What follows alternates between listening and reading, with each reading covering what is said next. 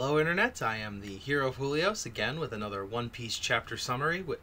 The chapter this week is chapter 989, I Can't Imagine Us Losing. And it's a pretty good chapter. The most important part of the chapter, I'm going to start the chapter with the end of the chapter this time.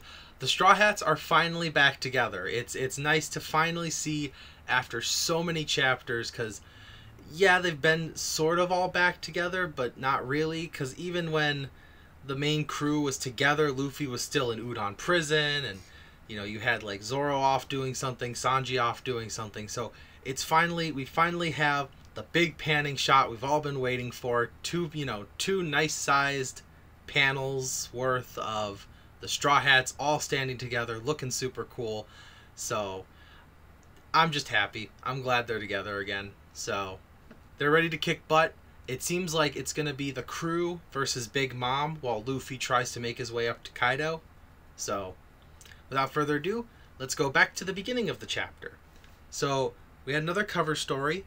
It's Pound again, going after Big Mom, or not Big Mom, Capone and Chiffon's family. And he has proof.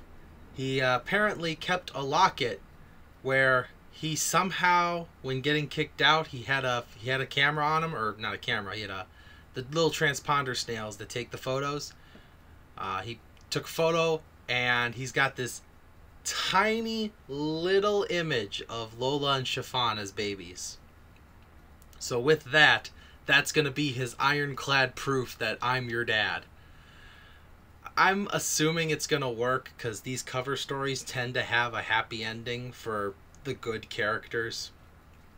So the next, I'm saying we're probably reaching the end of this. Like I've been saying the past couple chapters, it's gonna be Lola's wedding, and Pound's finally gonna see one of his daughters get married, and they're all gonna be one big family, and then we won't see them again until the final war, probably.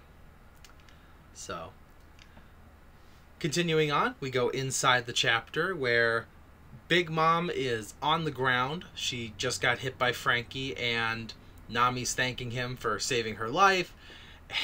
And that's when Big Mom gets back up, and she takes a look at Frankie and Brooke, and she's just like, oh, wow, Soul King, you got even more weird people on your crew, because Big Mom collects the weird people in the world. She's got, like a long arm, long leg person, and she kidnapped a centaur from Punk Hazard. And she was going to capture Brooke because it's a walking, talking skeleton. Now Brooke's introduced her to a walking, talking robot man.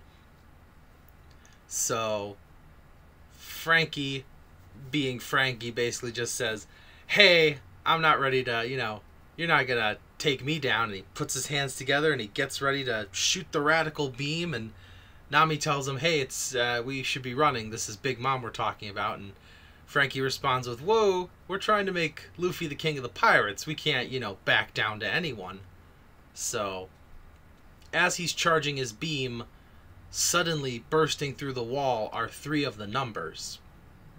And as Frankie and Nami and Big Mom all turn their attention to them, we see that these numbers are about the size of oars. Because that's what Frankie even mentions, that it gives him kind of a Thriller Bark vibe going on here. And Nami, I think it's Nami, screaming that they're the size of oars. For point of reference, oars is to a giant as giants are to humans. So, I mean, he's a big opponent by himself, and Kaido has at least 10 of those guys. So the ones we see there, one is laughing with, I believe it's, hang on, I have it written down, Jockey. He was laughing like, Jockey, ki, and then the other one was laughing, go, ki, and so following the laughing patterns of them is how we've been able to figure out which numbers they are so far. From the comment sections that I've read, and just from other people's opinions, I believe Ja is number 5. Or no, sorry, Ja is number 4, and Go is number 5. So, that being said, these are number 4 and 5. And then the third one, he wasn't laughing, so we don't know exactly which one that is. But as it stands right now, we have seen 4, 5, 7, and 8. Again, I don't think these guys are going to be a big, huge threat, because upon seeing that Jockey is holding the bottom half of the Frankie General, Frankie turns around and blasts it with his radical beam, taking him down instantly. Because a couple people say, oh my gosh, the Jockey's already down.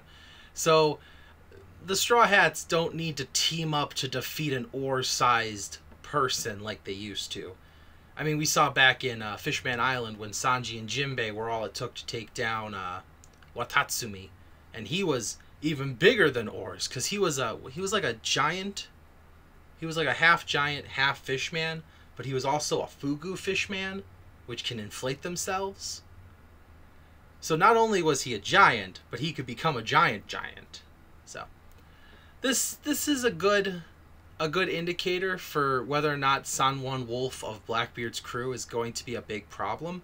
Personally, I think it's going to be a one-on-one, maybe one-on-two fight in the final battle.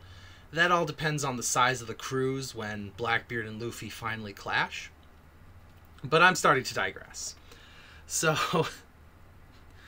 Frankie already took one out, and as Frankie finishes his attack, Big Mom rises up from behind him and just says, "Oh, are you sure you should have attacked him?" And she starts coming towards him when suddenly Jinbei shows up from out of the crowd, suplexes Big Mom into a straight line of Robin's hands, and Robin just rolls her out of the scene. And Jinbei's like, awesome, she's gonna come back really angry, and that's great. And the whole group watching, the whole audience watching this all go down, they're basically like, oh my gosh, it's the Straw Hat crew. They're all together. And that's when old man Hyogoro, he says, you know what? Even though we're surrounded by all these enemies, I just don't feel like we're losing. Hence the chapter title. So the Straw Hat crew is finally together. Sanji is brushing off the pain from his well, actually, he mentions that he's not in any pain, and he hates how durable the raid suit is, because Sanji doesn't want to rely on Germa 66's technology because he hates the Vinsmoke family. But you got to admit, it's a helpful piece of tech. Sanji's already used it, you know, once to peep on women, and once to save Momosuke, and once to save his soba stand while protecting all the women that page 1 was gonna hurt. So far, this suit, if nothing else, the invisibility has proven to be one of the greatest things that Sanji has ever obtained. And he didn't even have to eat a devil fruit to get it, so I'm happy for him.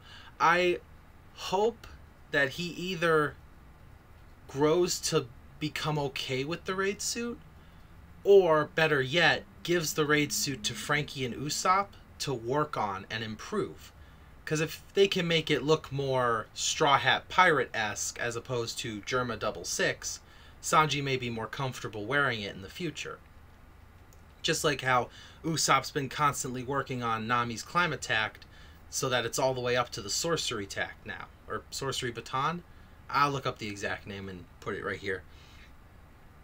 So anyways, meanwhile, after Big Mom gets rolled out, I want to take just a short moment. I'm just gonna pop them up on the screen, but it's really nice to see Robin again, and I just want to say, maybe it's just because it's been a while since I've seen her in the manga, but I feel like Oda put extra effort into her panels this week, so we're just gonna have a moment of Robin appreciation. By yourself, dressed like an angel in white on the way. Anyways, back to Luffy. So, Luffy, as I said, was running towards any way he could jump up towards the top. And as he's running, he tells Shinobu and Momo, hey, this guy over here, he's a friend of ours. He's going to help you. It's gonna be great. And here comes Yamato running towards Momo, and she goes, "Don't worry, it's me, Kozuki Oden. I will protect you." And the look on Momo and Shinobu's face is exactly how I was hoping they would respond to this. Just the look of like, that's not your dad, that's not my dad. And then to top it all off, Shinobu makes a smoke bomb and they run away from her. Like I said, I like Yamato. I think Yamato's a cool character. But until Yamato starts wanting to be Yamato instead of Odin, I mean, I don't know. That's a whole, I should make a whole video based on this character, because that's just how I feel about him. Anyways, continuing on from that little comedy sketch, Luffy's continuing up. He's making his way up there when suddenly he passes by Queen. And next to Queen is Zoro. And Zoro just goes, "Hey, Luffy!" And Luffy goes, "Oh, hey, Zoro!" And completely ignoring the fact that Queen is right there. 1.3 billion berry bounty, ruler of a prison, almost chopped off Luffy's head, capable of creating plagues that spread from physical touch, murdering people in seconds. They both just completely ignore Queen, and they're just having a conversation. "Hey, Luffy, where are you going?" "Oh, I'm going up to fight Kaido." "Oh, cool, can I snag a ride?" "Sure." And Zoro grabs him, and they just go up, and Queen, watching all this happens, just like, "No, I'm not letting that happen." And Queen turns into a Brachiosaur, and as Luffy and Zoro are going up, Queen grabs them, throws them back down. And as they're being thrown down, they look up, and there's King with a bunch of flying devil fruit users. I'm assuming these are all smile fruit users, but that's a lot of air cover, especially with King, who, again, bounty is still unknown. I don't know why Oda is hyping this up so much. Yeah, unless King has some insane, like, almost Shanks level bounty. If like Shanks and then King's bounty is like right behind him or something. That's the only reason that they're so silent about King's bounty. Unless I completely missed out on King's bounty and I just completely forgot about it. But that being said, Luffy and Zoro hit the ground. The rest of the crew is all gathered together. Luffy and Zoro get up, and Luffy says, "I'm going up. Going to fight Kaido. The rest of you cover me." So it's going to be like, I'm hoping it's going to be like Fishman Island, where Luffy's walking towards Hody, and just along the way, every bad guy that tries to stop him gets cut off by a straw hat. We're going to reach our big plaza battle just like with the Fishman Island arc. However, unlike the Fishman Island arc, this is not going to be the straw hats playing with their food. This is going to be a chew before you swallow kind of fight.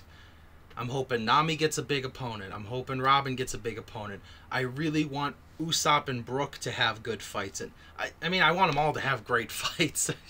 Here I am. But mostly the Straw Hats who just haven't had a great fight in a long time. Those are the ones I really want to see. I mean, I know I really want to see Luffy fight, because Luffy's my favorite. But I really want to see the rest of the crew get their meat and potatoes that they deserve. So I'm hyped for the next chapter. There's no break this week, so I'll be right back here Sunday with another episode, with another chapter. Until then, this is the Hero of Julios, Xing out.